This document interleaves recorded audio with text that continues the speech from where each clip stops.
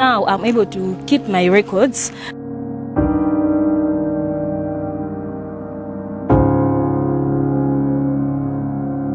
There have been suggestions that most young people who have no any economic activity did not choose, but because they lack knowledge and capital to venture into various businesses. Business Acceleration for Youth Project, a 3-year innovative project funded by USAID Malawi, was launched. According to Business Incubation and Acceleration Officer Oganif, the project, which is being implemented by Alliance of Biodiversity International and International Center for Tropical Agriculture (CIAT), aims to empower young people economically, which will result in job creation, greater access to financing, and improved household resilience. So in collaboration with CIAT, we came up with a project that we were looking at how best to support the youth, but do it through economic empowerment. So giving them a chance to be able to use the skill set that they have, adding on to some of the things that they may be missing at this point, which would be the business skills to take the ideas that they have to the next level. So we're looking at startup businesses as well as some that had already started operating businesses but were not yet ready to do a full commercial business. And then pairing them with the business development service providers to offer technical assistance, so the skills training, the support, whether it's through MBS pre-certification and other things like that, coupled with a grant that was coming from USAID of 4.25 million. Understanding that you don't just give people skills, but you also need to give them the resources that they need to be able to utilize the skills that they've learned. Framed around a resilience-led sustainability strategy, the project aims to strengthen the resilience of youth and women-led business startups in Balaka, Chikwawa, Chiradzulu, Machinga, Mangochi, Mulanje, Nsanje, Tiolo, and Zomba City and Rural through the delivery of business incubation services. The project commenced by supporting 250 young entrepreneurs with business development support through trainings and coaching in Zomba Urban and Rural, Mangochi, Tiolo, and Chikwawa in April 2023. Out of the 250, 100 young entrepreneurs were awarded project grants valued at 4,250,000 kwacha each. In October 2023, the project expanded support to an additional 250 young entrepreneurs of Balaka, Chiradzulu, Machinga, Mulanje, and Nsanje. The successful entrepreneurs were identified through a public business idea pitching, where the entrepreneurs presented their business ideas before a panel and included a business. The top 20 ranked entrepreneurs in each district were considered for a grant award. We visited some of the 100 grant awardees nearing a completion of their grant utilization.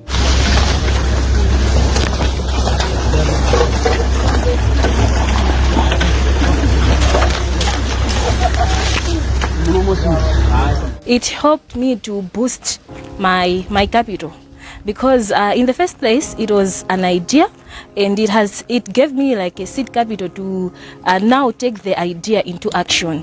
So now I'm operating my business because of the grant that I received from CIAT.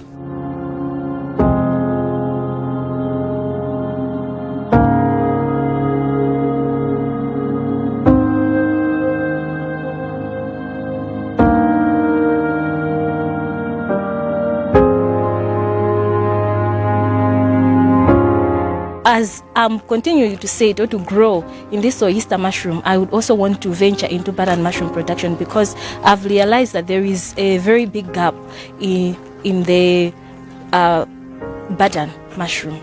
Basically, per day I produce a minimum of maybe 25 of those. And in a week, I would produce approximately 200 of those bags, and each bag is 2,000.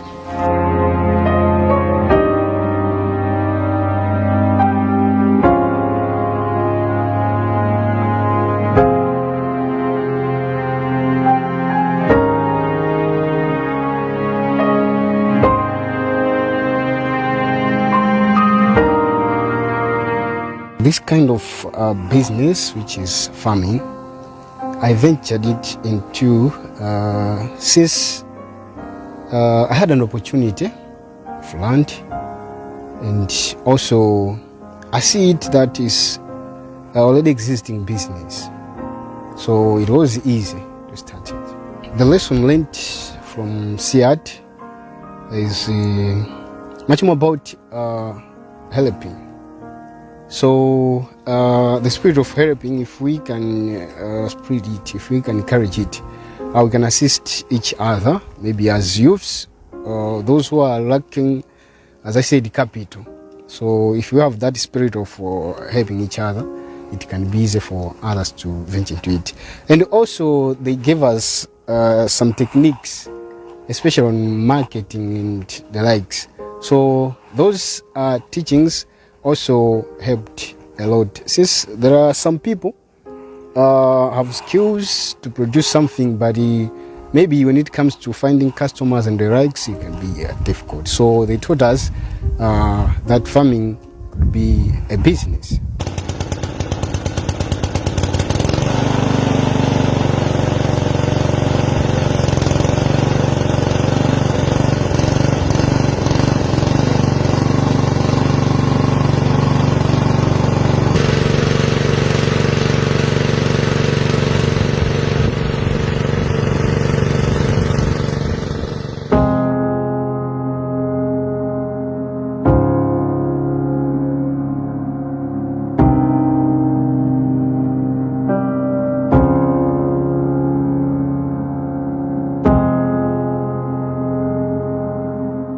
I'm Bruno Chimamale.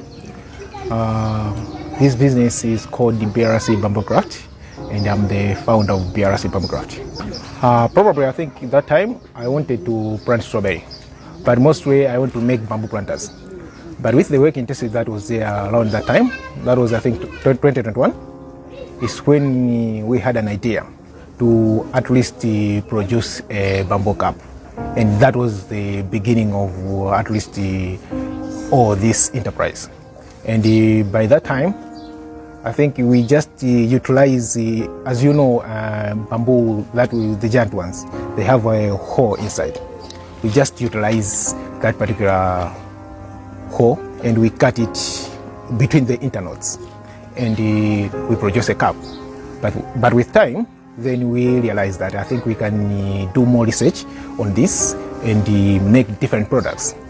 And that was, I think, the bone of all of these bamboo products that we have and the others that we have produced over the years. To venture into this, mostly it was about production of eco-friendly products. Because as you can see, there is a high rate of deforestation and the like here in Malawi and globally. So by finding a raw material that is fast growing, as well as that we can produce the different products, is when it motivated me. Because recently, as you can see, many crafters, they prefer using wood as their main raw materials. But with the strength and the durability, as well as the natural beauty of bamboo, is when I decided to research more into bamboo products and have these particular products. And I think the goodness of bamboo is, once you plant it, then that particular plantation will be growing over the years.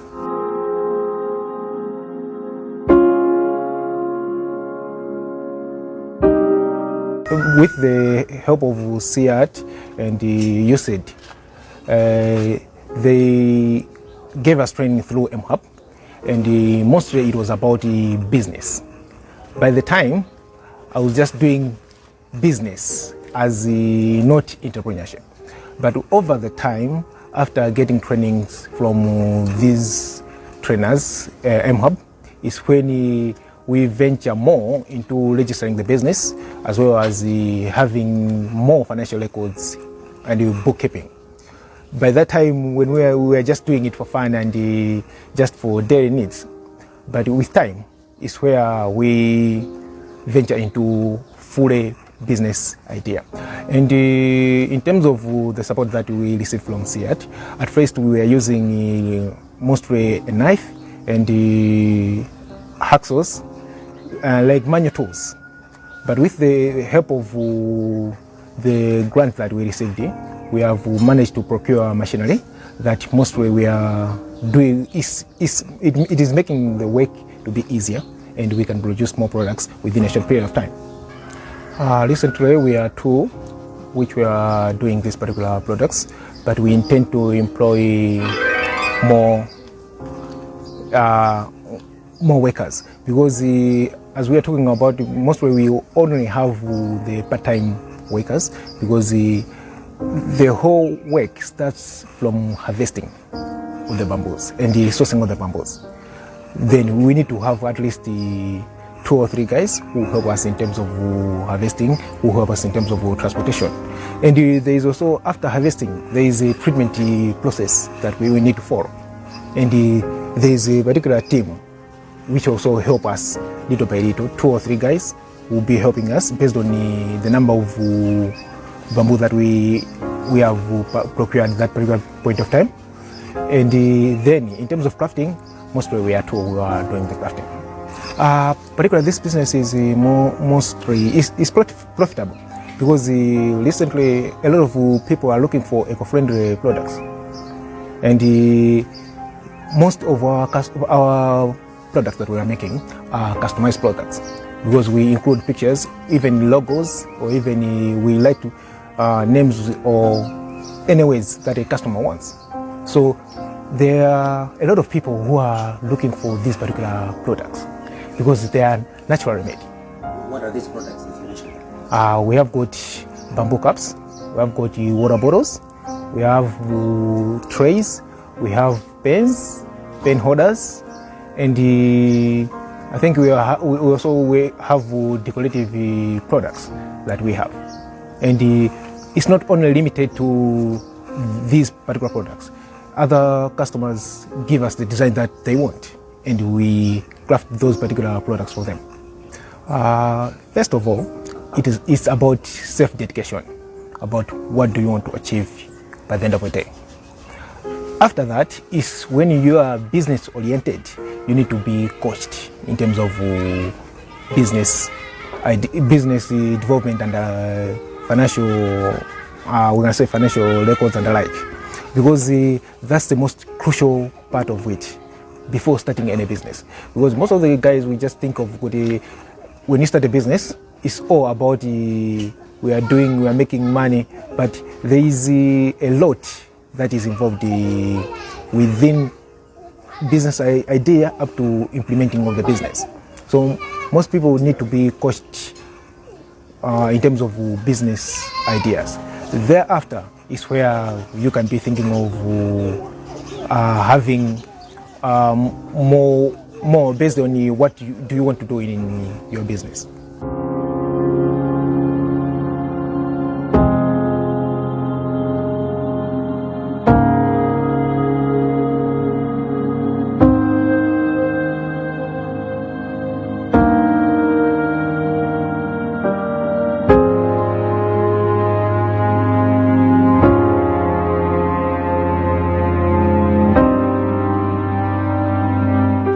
My name is Blessing Sabiti. I am the founder of Blessings at Hub. Mostly it's a creative company where we focus on 3 things: painting, sculpture and ceramics. But our interest is on ceramics because it's what is more viable now, and it's industrialization, something that we can use our own resources in Malawi and produce a lot of products. Seriously, ceramics is viable because when we go deep in tradition, we just take it as something which is now pottery, where our old people were just using maybe to use beer to cook, maybe ngali to do whatsoever. But I believe that in everything we need to add value, and that's what other guys in other countries do, because they took the same resources that we have, improve them and produce something that can be unique. Now ceramics, it touches every corner of the human being. For example, they are mostly used as insulators. If you take them as D-islands in ESCOM, tyruses are made from clay.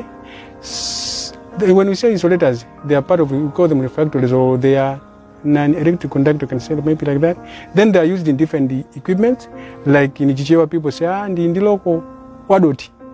those things are from ceramic wares, because ceramics is divided into 3 parts, which is earthenware, stoneware, porcelain. You can create sinks and other things, meaning that we have a chance in the building process, building materials we can create. We have domestic materials that people can use, like mugs, plate. We can use the sinks. We have the terraces. We have the dialons. We have the decorative materials like vases and other things mostly. We have the sculptures, again, made from clay. All those things are from ceramics. Then we see it's viable and it's very important to establish this industry in Malawi. Understanding what I'm doing, for example, the USAID, they managed to help me buying this potter's wheel, where now I'm producing mugs, I'm producing flower vases for decoration, I'm producing clay plate, I'm producing different things like sinks. The first thing I should say that art, people take it as an inborn talent, something that you are capable to do freely. And you just take it as a career, not a business. You just do something that people will like and they buy. You eat the money, done. You go and produce another thing. But the first thing to me, as I said, I've been struggling with this, was to find the ways on how to take this as an entrepreneurship, how to do now business professionally. That was a challenge because I didn't know anything. Issues of bookkeeping, issues of marketing, issues of, maybe I should say, how to attract the customers and how to control, to use my products as something that can be used in other people's. Yes, but now I'm well equipped on those things, and I'm ready to say, as I said, I have different departments now, like production department.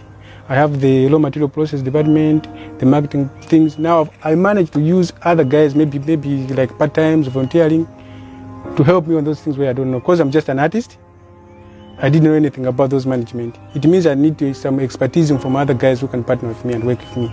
Then because of USAID and CIAT, I managed to have all that knowledge apart from the production, apart from being sponsored on buying equipment.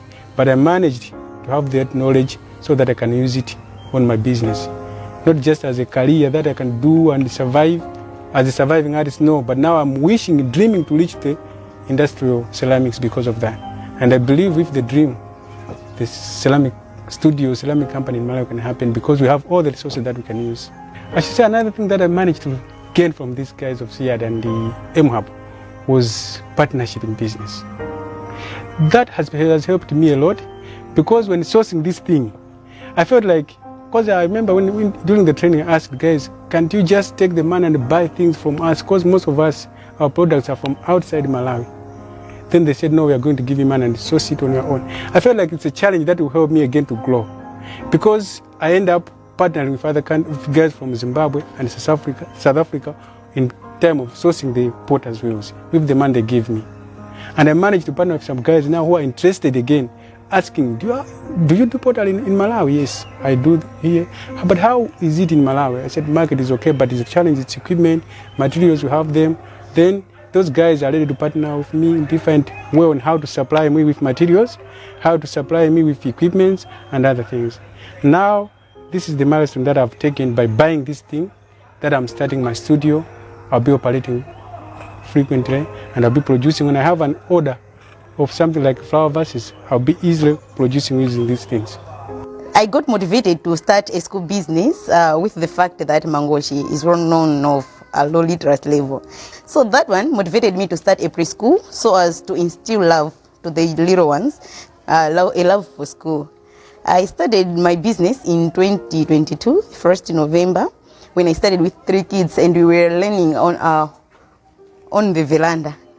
Little by little, the number was going up, so we saw that the veranda was just too small to accommodate all the kids. So we went out and we started learning under a tree. During that period, I heard about BFOI, and then, lucky enough, I was selected to get a grant of 4,250,000, which I used to build the school. A lot has changed since I received the grant, because, as I said, we were learning under a tree, and then the parents were afraid of their kids, maybe with the effects of weather to their health. So when they saw that we were able to build the classrooms, they were confident enough to be sending their little ones here. So that one helped us to increase the number of enrollment at our school.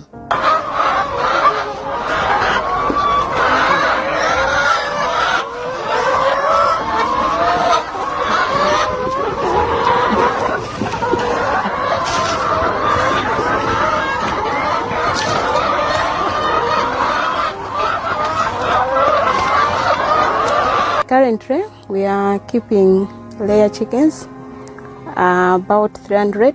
We started keeping them after getting a business grant from CIAT and after being trained on how to run a business by MHub. Yes, under the Business Acceleration for Youth program. At first, I was more into crop production, where I was producing maize, soya, and assorted vegetables. But after that training, I decided to add some chickens because I wanted to balance the challenges that I usually face when just producing crops, like climate change. Maybe that year you have too much rain and the next year you'll not have enough rains. So I thought that animal production would bring a balance so that when the climate is not okay, then with chicken production you still have your production going on okay. The program is an acceleration program. So the first phase of the program, we were looking at working on mindset change for the youth so that they can now take charge of their destinies. If they have got business ideas that they would like to implement, they should take a step to start implementing those ideas. So from the onset, we have been encouraged by the interest by the youth to the extent that some of them even started implementing the ideas before the grant, which gave us also some encouragement to say if they have started on their own before they got the grant, then when the grant comes in, it will just take them a step further. So apart from that, we've been looking at how they can look for customers, how do they present their products to customers so that they are more competitive, how do they manage their finances as a business, how do they keep records so that they can be able to track whether they are making progress or they are not making progress. So far, after that, they were taken into sessions where they developed business plans, because we believe that it's not enough just to have an idea. This is their vision that they have. So we wanted to put it down so that they can follow through the business plan as a tracking tool for the business plan, whether they're achieving it or not. So after the business plan training, that's now when we went through the process of them competing for the grant. So far, we can say we are satisfied with the progress that they have made. Some of them, in terms of the business models that they had done, they had some projections that they did, but what's encouraging is that from the advice that we gave them is that if you plan, say, maybe to generate 2 million and you have generated 1.5, you have to sit down and reflect what were the reasons for that and make plans maybe to get back to the original plan.